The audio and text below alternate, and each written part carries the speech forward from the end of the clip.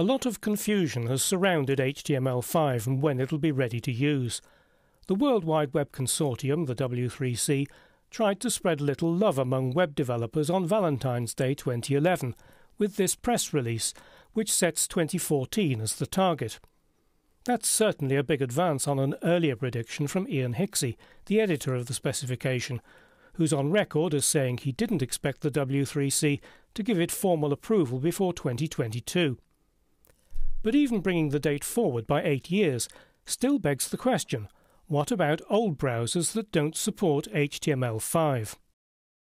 Old browsers notoriously take a long time to die, leaving web designers frustrated at not being able to embrace the latest technologies.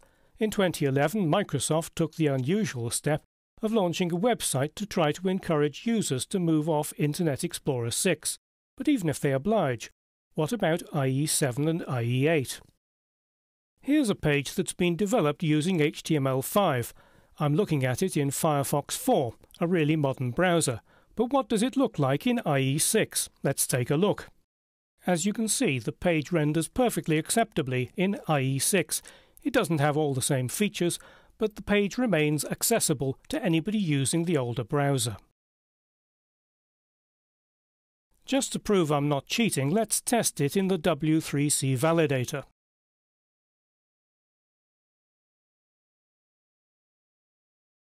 As you can see, it says the page was successfully checked as HTML5.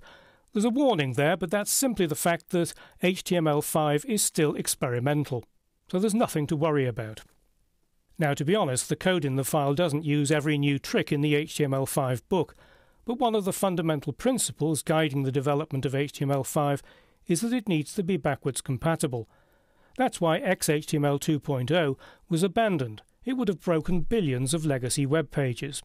As long as you choose features carefully, you can start using HTML5 right now. Work on the HTML5 specification is being driven by the Web Hypertext Application Technology Working Group, working in conjunction with the W3C. The version of the specification on the working group's website calls it a living standard. That's intended to send the message that HTML is evolving and will continue to do so. There's no point in waiting for a magic moment to start using HTML5. That moment is now.